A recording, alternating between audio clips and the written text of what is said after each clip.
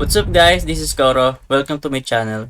Nag-share ako ng opinions ko, experiences at iba pa na related sa crypto, NFT or Web3 projects. I'm a part of Marites Gaming Guild and Zen Talpakan Guild, mga community na tumutulong para ma-educate ang mga tao about crypto and investing. Hindi kami mga financial advisors at nandito lang kami para tumulong sa inyo. Mandatory pa din na you do your own diligence. So without further ado, let's dive right in. Hello guys, welcome back dito sa channel natin. Koro nga pala. So for today, ang video natin is all about Mantle. So magi-interact tayo sa mainnet nila and sa testnet and hopefully maging qualified tayo if ever magkaroon sila ng airdrop ng kanilang token. So medyo mahaba yung steps natin ngayon and umpisa na natin siya. Una nating step is sasali tayo sa kanilang Discord channel and magiging verified tayo. As you can see guys, ito yung Discord channel nila and nandito yung mga announcements nila tapos yung official links nila. And of course guys, yung mga roles dito, hindi to lahat available. May mga roles dito na hindi na available like Mantle OG. Tapos yung Mantle Tester, ayan, available lang siya before July 1st. So after July 1st, hindi na siya available. So kukuhanin natin yung iba dyang mga roles mamaya. So after nyo maging verified sa kanilang Discord channel, punta kayo dito sa Uniswap and bibili kayo ng Mantle token sa Ethereum network. Sa Ethereum mainnet guys. So medyo malaki sa gas fee to kasi mag-swap tayo sa Ethereum. And guys, itong gagawin natin na to is i-hold natin tong Mantle token na to sa Ethereum mainnet kasi kailangan natin mag-hold ng Mantle token para ma-claim yung isang role. If ever ayaw nyo kuhanin yung role, okay lang naman, huwag kayong mag-swap or skip nyo tong step na to.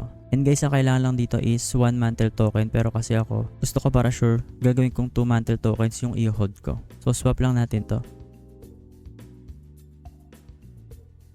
As you can see guys, nag-success na yung transaction natin and meron tayong balance na 2 Mantle tokens. So for our next step, punta tayo sa kanilang guild, which is yung guild.xyz/mantle and kukuha tayo ng mga roles na pwede nating kuhanin. As you can see guys, pagpunta nyo dito, no, if ever gumagamit na kayo ng guild, siguro nakakonect na yung wallet nyo and yung socials nyo. No. If ever hindi pa, yun lang, kukonect nyo lang yung wallet nyo, tapos yung mga socials nyo like Twitter, tapos Discord. No. Tapos yun, kukuha na kayo ng mga roles. As you can see, itong MNT/BIT holder is kailangan mo dito ng Mantle token na mag-hold which is 1 Mantle token. Pati dito sa MNT holder. So yan, nakuha natin yung mga roles na to. Ito namang Mantle guild member is ito lang yung mga verified role or kailangan mo lang mismong i-connect yung wallet mo para makuha mo yung role na to. So guys, for delegate, hindi pa natin ito makuha. Although, tuturo ko sa inyo kung paano ito magagawa mamaya. Pero hindi pa natin siya makuha agad kasi kahit magkaroon tayo ng voting power ngayon, hindi tayo makakapag-vote. Kasi makapag-vote lang tayo kapag may lumabas na bagong proposal.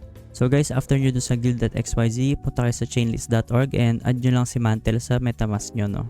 As you can see guys, ito yung website ni chainlist.org and search nyo lang dito, Mantle, tapos lalabas yan dito and add nyo lang siya sa MetaMask nyo para magkaroon kayo ng network ni Mantle. And then guys, after nyo add si Mantle sa MetaMask nyo, proceed na tayo sa next natin which is yung mag-bridge na tayo gamit yung native bridge ni Mantle. So pagpunta nyo dito guys, dito sa native bridge ni Mantle, so kukonect nyo yung wallet nyo, ang gamit nyo is Ethereum mainnet. And syempre kailangan nyo yung Ethereum sa Ethereum mainnet. As you can see, pag click mo dito, ang default na nakalagay dito is MNT or Mantle. Ang lalagay nyo is ETH. Kasi de-deposit natin sa L2 or sa Mantle is ETH. So click mo lang itong deposit and usually medyo matagal to, 12 to 15 minutes, pero hintayin mo lang siya dahil magpo-proceed naman siya. So deposit na tayo.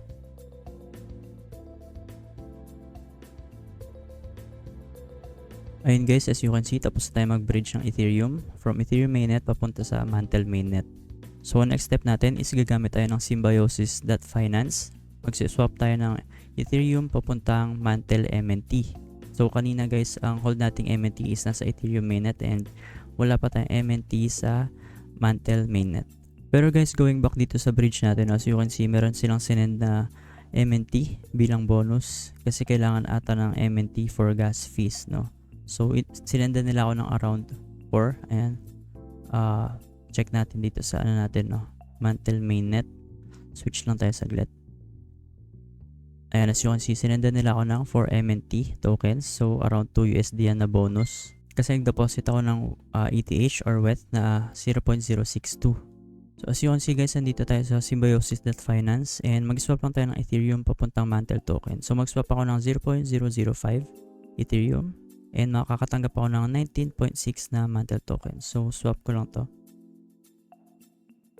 So, yun guys, no? Tapos na yung transaction natin. As you can see, nadagdagan na yung Mantle token ko. Naging 23.4 na siya. So next is punta tayo dito sa delegate vote.mantle.xyz. So related dito yung isang step natin, no, which is yung sa guild. So tandaan nyo tong delegate role. Related siya dito. So punta kayo dito sa website niya. Tapos connect nyo yung wallet nyo. Tapos punta kayo sa profile. And then pag nag-scroll down kayo dito, makikita nyo mantle tokens nyo. So dito, ito yung hold kong mantle token sa Ethereum network. So hindi ko yan gagalawin.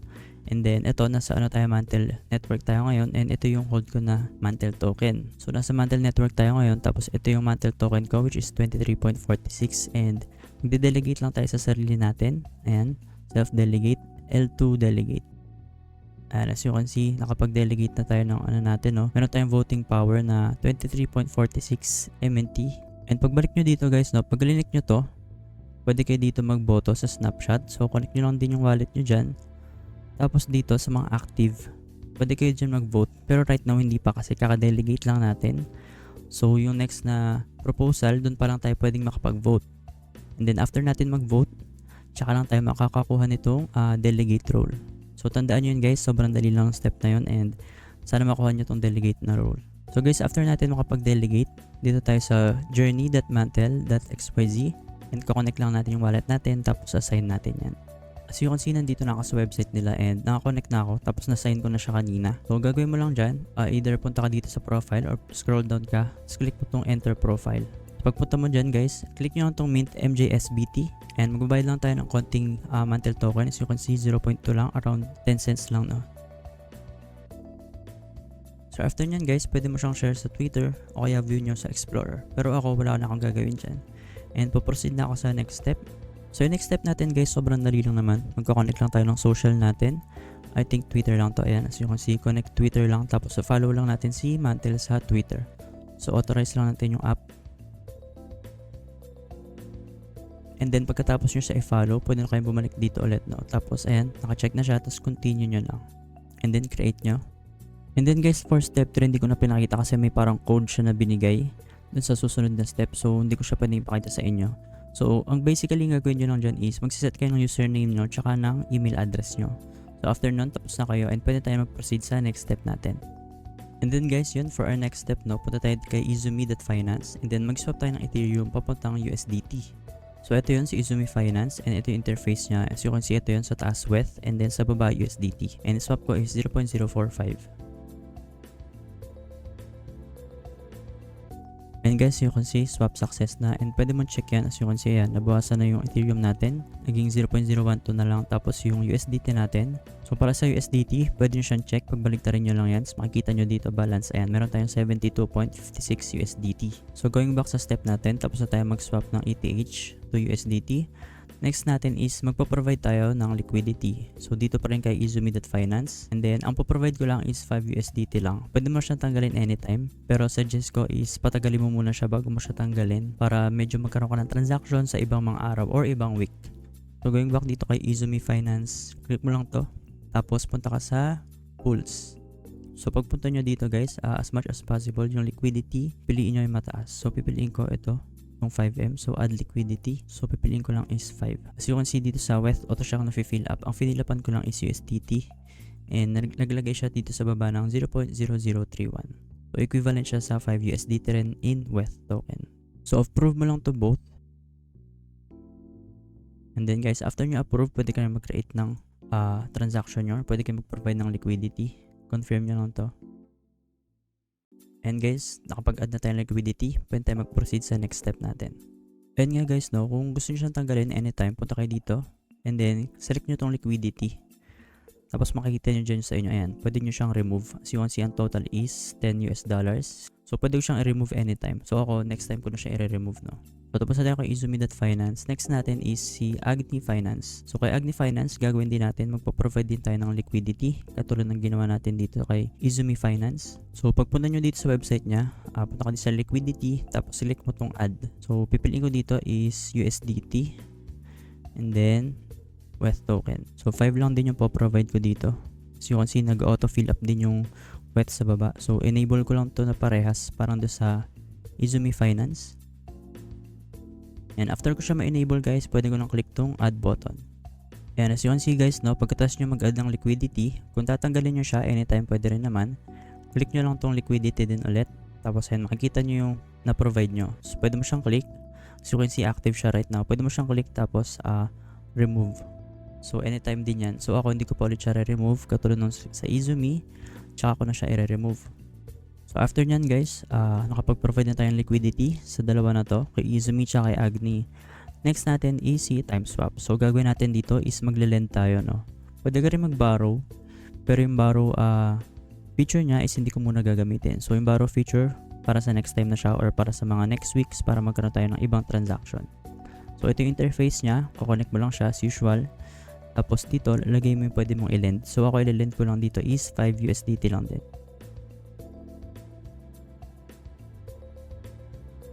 And guys, as you can see, no, nag-reflect agad yung lend positions natin. So, pwede mo siyang click dito. Naka-active siya. Ayan, 5 USDT or 0.0036 WETH. So, pwede ko siyang more details. Makikita ko yung details niya. So, pwede ko siyang close. So, I think pag close ko siya is aalis na siya dito. So, hindi ko muna i-click yung close. And then guys, ito yung borrow feature niya. So, hindi ko pa ito gagamitin. So, next time ko na siya ipapakita sa inyo.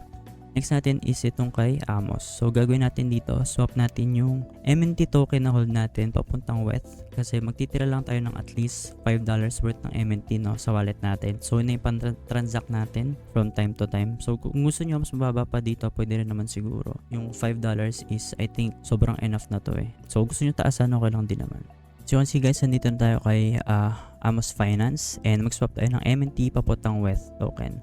So, sa akin, ititira ko lang is around 12 MNT. I think enough na yan. And kung kulang man, siguro mag-swap na lang ulit ako. Pero I think sobra-sobra na itong 12 MNT token na matitira sa akin. Kasi napansin ko kanina, sobrang liit lang ng mga piece dito kay Mantle, no? Which is napakaganda and mabilis siya kahit papano.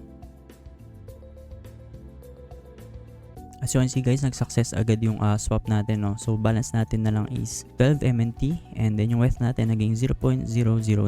So tapos na tayo dito sa Amos Finance. Next natin is kay Fusion. So gagawin naman natin yung mga USDT natin. Babalik na natin siya sa WETH. Kasi kanina doon sa maunang step natin, nag-swap tayo ng USDT, di ba? So ngayon, di natin siya kailangan kasi ginamit lang naman natin yun para makapag-swap tayo and makapag-add tayo ng volume dito kay Mantle. And guys, pagpunta nyo dito, connect nyo yung wallet nyo and make sure nyo na nandito is Mantle at hindi Mantle Testnet. Kasi may Mantle Testnet si Fusion X. So yan, naka-Mantle lang ako. And then ito yung USDT natin. Mamax ko lang yan tapos proceed ko siya i-swap papuntang WETH token. So enable USDT and guys, swap ko na siya. As you can see, nag-proceed agad siya, no? Nawala na yung balance natin dito tapos nandagdagan na yung WETH natin or ETH. So next naman natin is all about NFTs. So punta tayo kay NFTs to me and then magka-create tayo ng NFT natin. I-mint natin siya papunta sa mismong address natin. So pagpunta nyo dito guys, yan, gagawin nyo lang is kukonect nyo yung wallet nyo tapos punta kayo dito sa editions. And then guys, pagpunta nyo dito, mag-upload lang kayo ng image or kahit anong file, no, nakalagay dito .webp. So ano siya, media file, and then fill up nyo to project name, token symbol, and project description. And as you can see, ito yung drawing ko kayo na sa Paint. So wala kasi ako magawa kanina. So ang gumawa ko ng logo ni Mantle, no, gamit yung Paint. So project name, isip ka lang kahit ano lang, no. And after nyo ma-fill upan itong mga necessary details, click mo tong Mint NFTs. Then after nyo, click nyo tong Add Account. Tapos lagay nyo yung address nyo guys, no. So copy ko lang yung address ko dito. Ayan, paste ko siya. Tapos amount of NFTs, kayong bahala. I think pwede siya madami. Pero ako 1 lang kasi lalagay ko. So add address. And then after nyan, click mo tong deploy to Mantle and mint. And guys, nakalagay, no, congrats, you've successfully deployed your NFT project Mantle XYZ. So ito yung nilagay ko kasing project name. Tapos dito, as you can see, pwede mo siyang gawin. Optional siya. Itong mga steps na to. Pero ako hindi ko siya gagawin ngayon. So kasi meron ata silang airdrop. Itong si NFTs to me. Pero ako hindi ko siya gagawin ngayon. So yun nga, pwede tayo mag-proceed sa next step natin. So for our next step, gagamit tayo nitong lootx.io. Gagawin natin dito is ililist natin yung NFT na create natin kanina. So NFT marketplace naman tong si Lootx. So pagpunta nyo dito guys, kukonect lang kayo. Tapos lalagay nyo yung email address nyo. Setup nyo siya. As you can see, saka na setup ko na siya. So pagpunta nyo dyan, click nyo yung profile. And then inventory. So as you can see dito sa Mantle, ito, nakalagay dito sa Mantle network, wala pa akong NFTs. So yung NFT natin na ginawa natin kanina is hindi pa siya nag-reflect. So hintayin lang natin siya and refresh lang natin siya hanggang sa mag-reflect yung mismong minute natin kaninang NFT. So yun guys, na-refresh ko lang siya tapos nag-reflect na siya. As you can see, ito yung minute natin kanina na MJSBT. Medyo unang step siya, no? So ito yung create natin. Itong iba, hindi ko sure kung ano to. So ito ata yung pre-provide nating liquidity. So naging NFT siya. Siguro pagka inalis natin yung liquidity, mawala rin to sa atin. So itong NFTs to me owners. So collection owner NFT ata to. So parang parang palatandaan na ako yung owner ng collection ni Mantle XYZ na create ko kanina. So click natin to guys, yung create natin kaninang NFT. Then after nyan, click natin tong sell. So ang ginagawa natin dito guys is nag-interact lang tayo dito sa contract ni LootX sa pagsisell ng NFT. So price is kayo ng bahala. Sa akin kasi lalagay ko lang is 100. So try natin. $41 yan. So 7 days, gawin natin 30 days. And then complete listing. And as you can see, na-list na yung NFT natin. So view NFT. Hindi mo siya makita. Ayan, as you can see, nakalist siya, no? For 100 MNT or 41 USD. So pwede ka rin bumili dito. Click mo tong explore. So pwede kang bumili dito ng mga NFT. Kung ano man yung mga nakalist. Click mo tong for sale. So ito may mga 1 NFT or 1 MNT lang. So sa akin yung pinakamahal, no guys. So pwede kayong bumili kahit isa lang. So para makapag-interact pa kayo ng iba. So hindi ko alam kung saan galing to or kung saan nila minute to kasi ang dami nito Zeus. Pero maganda guys, makapag-mint din kayo sa mga ibang dApps kung may makita kayo. Pero syempre make sure nyo lang na hindi siya scam project or phishing project or phishing site.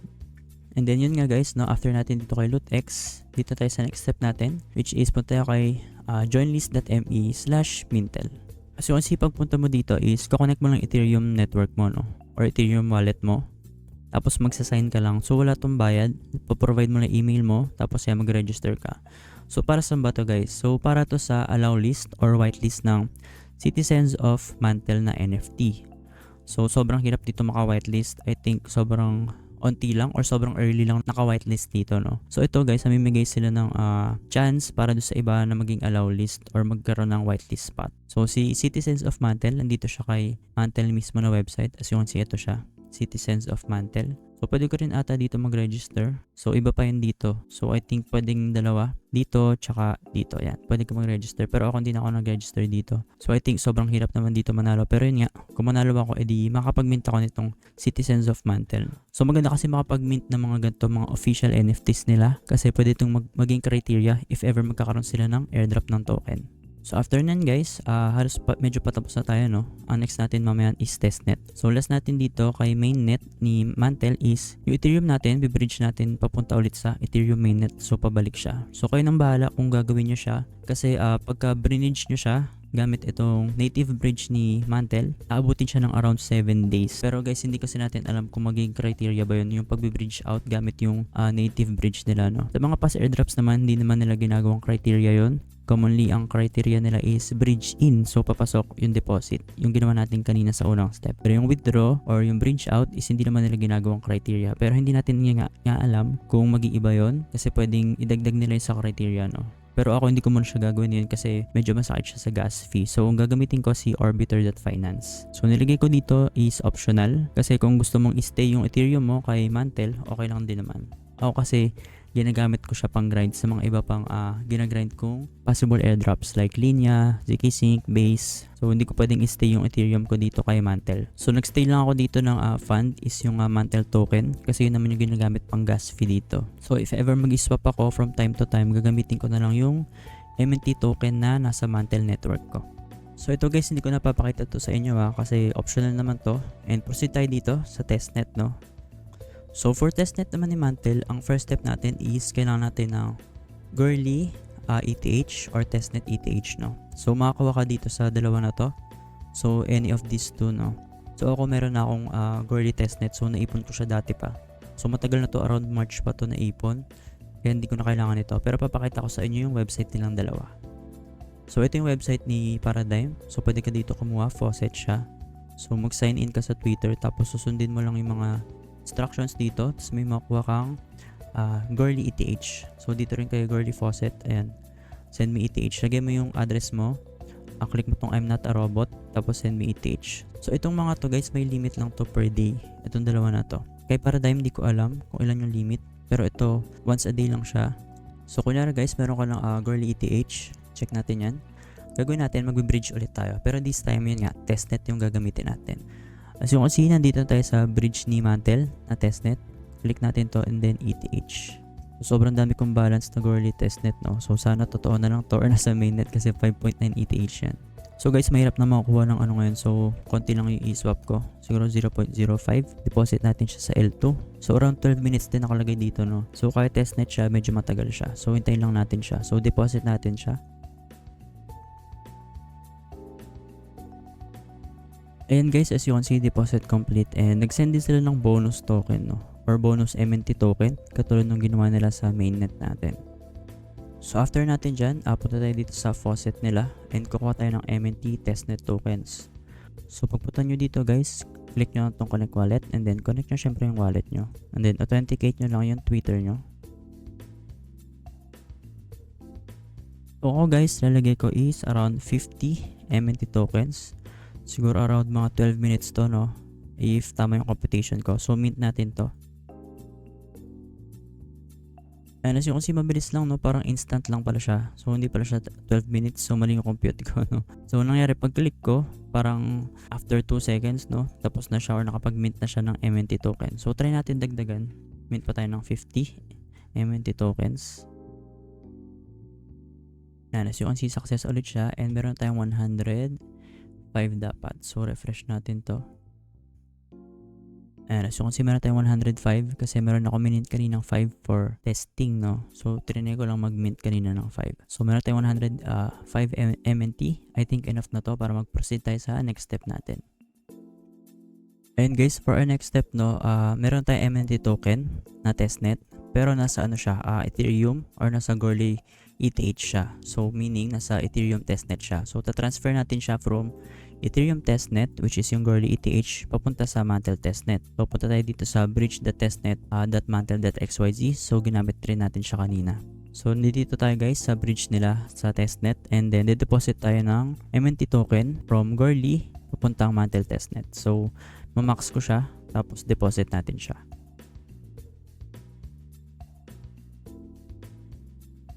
So, yung nakapag-bridge na tayo ng MNT testnet tokens from Girly ETH papuntang Mantle testnet. So for our next step, gagamit tayo ng FusionX pero this time naka-testnet naman tayo kasi kanina nung ginamit natin siya is naka-mainnet tayo. So pagpunta nyo dito guys and naka-connect na kayo, punta kayo dito tapos click nyo tong Mantle testnet. So yun guys, as you can see, no, yung MNT ko is nandito na, which is 106. Meron akong bonus na 1 MNT token. So mag-swap lang ko ng kahit ano dyan. Siguro MNT papuntang DAI, papuntang FSX, papuntang MFSX, papuntang MUDC, papuntang WMNT. So walang MUSDT, no. So try natin to isa-isa.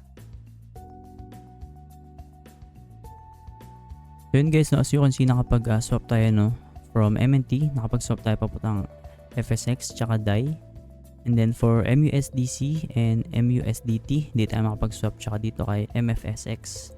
So for our next step sana is kailangan natin mag-add ng liquidity, which is yung parang ginawa natin sa mainnet. Pero hindi natin siya magawa kasi nga kailangan natin ng DAI or ng MUSDC and hindi tayo makapag-swap. And kapag tinatry naman natin sa faucet nila, as you can see, kapag-verify na ako dito kanina pero hindi gumagana yung faucet nila. So dapat may makuha tayo ditong tokens pero yun nga ayaw.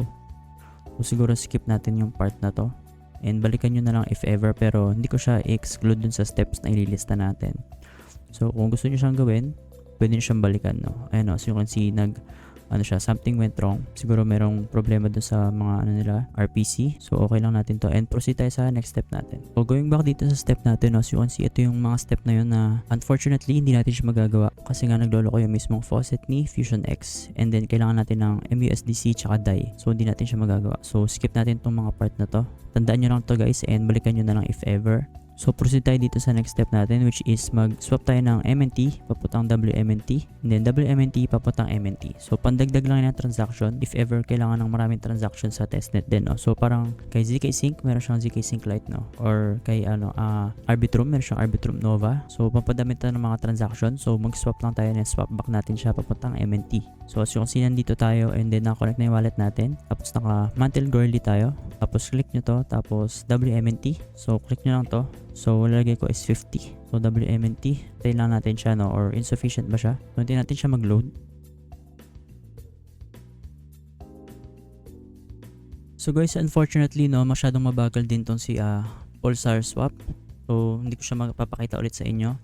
So yun guys, no, sa testnet lang naman to. If ever gusto niyo siyang balikan, hindi ko siya buburahin sa steps natin, and balikan nyo na lang siya from time to time para makita nyo if available na to mga to, like yung faucet nila if hindi na nagloloko, and then kung mabilis na to para makapag-swap kayo. And then after nito guys, what's next na nga ba for Mantle, no? Next is complete nyo to mga quest na to sa Zili, sa layer 3. Tapos syempre after nitong Zili na to, may makukuha kayong NFT, claim nyo rin to. Tapos explore nyo yung Mantle ecosystem. So nandito siya. So pagpunta nyo dyan, papakita ko sa inyo.